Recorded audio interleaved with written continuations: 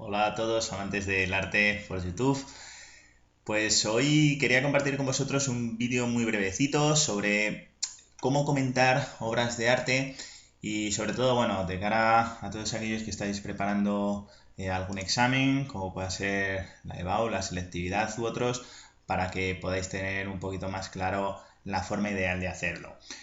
En cualquier caso, esto es una cosa que nos puede servir a todos porque todos nos enfrentamos en nuestra vida y nos ponemos delante de una obra de arte. A todos nos gusta viajar, todos hemos estado pues en alguna ciudad que está llena de arte, un París, un Madrid, nos ponemos delante del Palacio Real, paseamos por nuestra ciudad, Nueva York, y se da el caso de decir, ¿y ahora qué tenemos que mirar una vez que nos hemos parado delante de este monumento, de este cuadro, de esta escultura? Bueno, pues eso es lo que vamos a intentar dar respuesta y como os decía, sobre todo para todos aquellos que tenéis que hacer algún examen, porque normalmente, bueno, pues vais a tener que enfrentaros a describir, a analizar una obra artística, bien sea pintura, escultura o arquitectura. Y bueno, pues esto no nos tiene que dejar perplejos, sino que tiene que resultarnos incluso sencillo.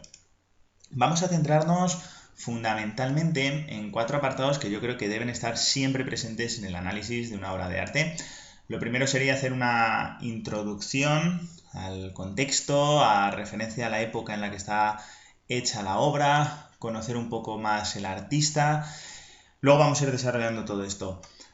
Después se hace el análisis formal, que es simplemente comentar qué estamos viendo, qué tenemos delante, composición, luz, color, perspectiva. Vais a ver que, bueno, pues este vídeo se centra sobre todo en la pintura, pero nos puede valer para cualquier otra de las artes. Posteriormente, hacer el análisis iconográfico o qué es lo que el artista nos está queriendo decir a través de la obra, es decir, descodificar la obra de arte. Y por último, es muy importante concluir haciendo referencia a esa obra que estamos viendo dentro de la producción del autor o dentro del periodo del que estamos hablando. Es un poco hacer la valoración. Más o menos los cuadros que aparecen ahí querían hacer referencia a lo que nos tiene que ocupar. La intro es más breve, al igual que la conclusión, y luego el análisis formal e iconográfico es lo que se debe llevar gran parte del análisis. Bien, siento no poder ayudaros mucho con esto, pero la introducción, es decir, lo que hace referencias al autor o época, no lo vamos a poder hacer bien si no hemos estudiado.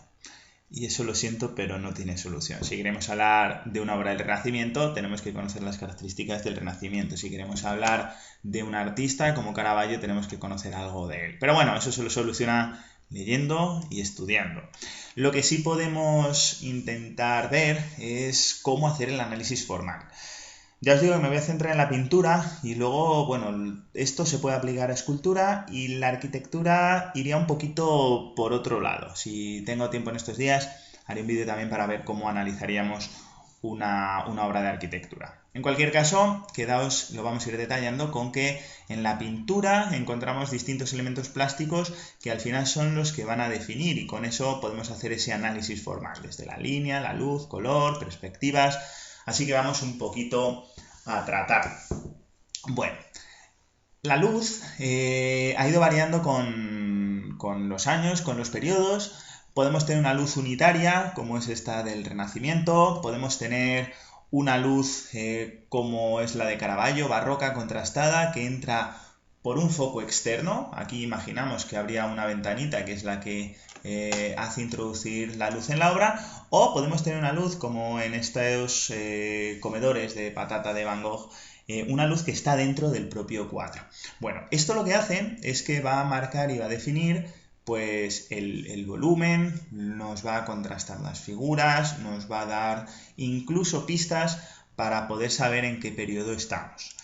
Otra de las cosas que nos puede servir para analizar la obra es el hablar de la perspectiva.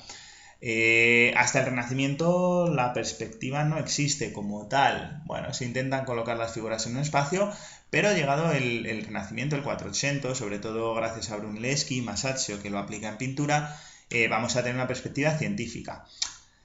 Cuando pasen los años y cuando lleguemos a las vanguardias, pues esto también va a desaparecer en el concepto que lo entendemos clásico.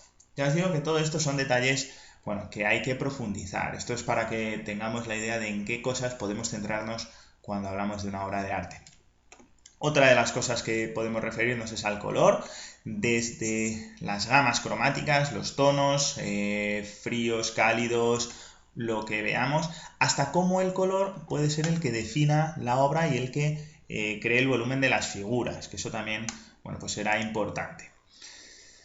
La composición, donde podemos encontrar composiciones muy sencillas como en este bodegón, ¿vale? No tiene ninguna ciencia, una disposición simétrica, donde los objetos, bueno, pues a través del color destacan sobre ese fondo neutro, o una composición más compleja como en este lavatorio de los pies de Tintoretto, en el que el centro realmente de la composición está desplazado, estaríamos hablando de una composición atectónica, ya que lo que da título a la obra, bueno, pues lo tenemos en este lateral, ¿no? Quedando la gran parte del lienzo para, bueno, pues elementos anecdóticos. Esto también es algo que nos puede servir de cara al análisis.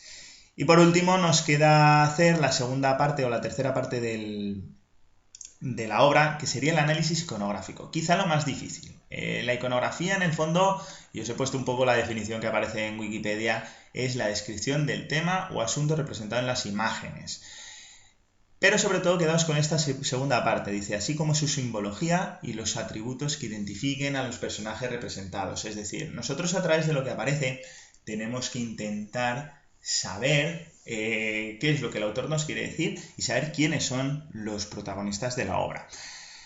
La iconografía cambia en base de, o si estamos hablando de temas mitológicos, como puede ser ese Hermes con Dionisio Niño, si estamos hablando de temas católicos o si estamos hablando de escenas costumbristas o paisajes, que son las distintas iconografías con las que nosotros tenemos que estar familiarizados.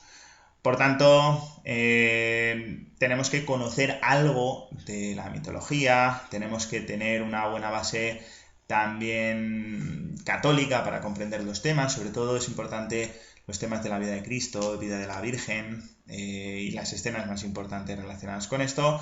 Y luego los temas del natural pues siempre son más fáciles de interpretar. Así que, sin más, vamos allá. Y os voy a plantear el siguiente ejercicio. Vamos a analizar una obra que es muy sencilla, pero que a mí me gusta mucho y que nos da pie a entender cómo podemos hacer esto. Y luego, pues os voy a proponer que seáis vosotros quienes hagáis el análisis de otra obra. Yo la obra que os traigo para un poquito interpretar es La Anunciación de Fra Angelico que tenemos en el Museo del Prado. Ya os digo que es una obra sencilla y que nos viene muy bien. Vamos a ir descomponiéndola para entenderla un poco mejor. Como intro habría que hablar de Fra Angelico como pintor de inicios del 480, muy ligado todavía al gótico internacional, que es algo que se puede observar todavía por la presencia de esos celajes azules, una perspectiva no perfectamente lograda, que es un fraile, de ahí lo de Fra Angelico, dominico, y de hecho esta obra pertenecía al convento de Santo Domingo en Fiesole. A día de hoy, como os decía, se encuentra en el Museo del Prado. Digo que es importante descomponerla, y si descomponemos lo que hemos visto antes, que sería todo ese retablo, vamos a encontrar por un lado la escena principal, la escena que da nombre al cuadro, la Anunciación. Por otro lado, una que ahora vamos a interpretar, que es la expulsión del paraíso, Adán y Eva. ¿Qué hacen Adán y Eva aquí? Pues ahora lo veremos.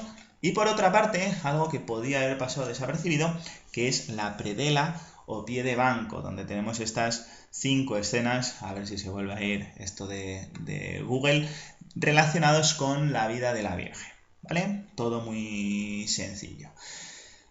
Dicho esto, tendríamos que entender qué pinta cada una de las cosas y qué relación tienen. Así que, bueno, pues vamos a ir allá y vamos con lo que sería la tabla principal. La tabla principal tenemos dos partes divididas, como veis, por lo que sería la cámara Virginis, la cámara de la Virgen o el habitáculo donde se encuentra la Virgen, En ella están el ángel, la Virgen, en el momento de la Anunciación. Y en el jardincito, que sería el propio jardín de esa estancia, tenemos la expulsión del paraíso. Por tanto, primera escena, la Anunciación; segunda, la expulsión del paraíso. ¿Qué relación tienen? Bueno, pues al final, a quien tenemos aquí es a la Virgen María, que va a concebir a aquel que nos libra del pecado. Esa es la interpretación y esa es la relación, y eso es el motivo por el que Fra Angelico mezcla temas del Antiguo y del Nuevo Testamento, tan dispares aparentemente, ¿vale? Bueno, aclarado esto, si nos seguimos fijando, hay algo que unifica la escena, y que es este rayo de luz que incide desde el ángulo superior izquierdo. Ahí tenéis unas manos, y son las que nos van a llevar y los que nos van a dar a intuir esa concepción. En el rayo, veis casi al final de ese rayo, la paloma, símbolo del Espíritu Santo. Por tanto, no se deja nada al libre albedrío ni a la interpretación. Como os decía, Adán y Eva expulsados del paraíso frondoso, entrando en ese jardín o ese patio que podríamos decir que está en la casa de la Virgen, y bueno, pues con ese pesar marchándose. Y luego fijaos dentro de los aspectos que hablábamos antes, es decir, hemos analizado la composición, la luz aquí, bueno, pues entra dentro de esas luces unitarias propias del Renacimiento. Veis que no es una luz contrastada, apenas hay sombras, bien. Algo importante, el tema perspectívico. Fra Angelico lo intenta y, si os fijáis, crea pues una especie de un habitáculo, ¿vale? Pero, bueno, pues todavía, digamos, no entra dentro de las leyes científicas que se están aplicando desde que Brunelleschi presenta su descubrimiento al resto de pintores florentinos. Bien, en la parte inferior es donde Fra Angelico soltaría ya más su pincelada, y donde encontramos pues algunos elementos más centrados en ese trabajo perspectívico, y vamos a ir desgranándolos, porque lo que tenemos es toda una secuencia de escenas relacionadas con la Virgen. La Virgen es la protagonista absoluta de la obra. Por un lado tenemos los desposorios de la Virgen, la visitación de su prima Isabel. En el centro tendríamos lo que es la Epifanía, ahí veis los reyes, la adoración, bueno, un poco todo lo relacionado con el nacimiento de Cristo.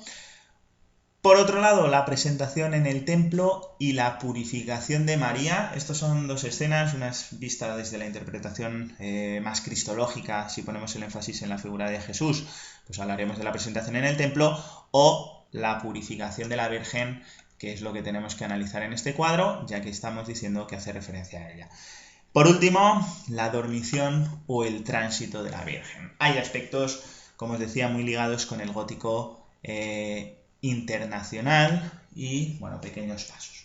Bien, pues una vez que nosotros hubiéramos dispuesto todo lo que hemos ido sacando, lo compositivo, la interpretación, todo eso hay que plasmarlo en el papel y hay que intentar darle un sentido y darle una unidad. Eso es realmente lo más difícil. Siempre mi recomendación es que una vez que veamos la obra, vayamos sacando todas esas ideas que nos vienen a la cabeza y luego, bueno, pues intentemos hacer una redacción lo más coherente posible.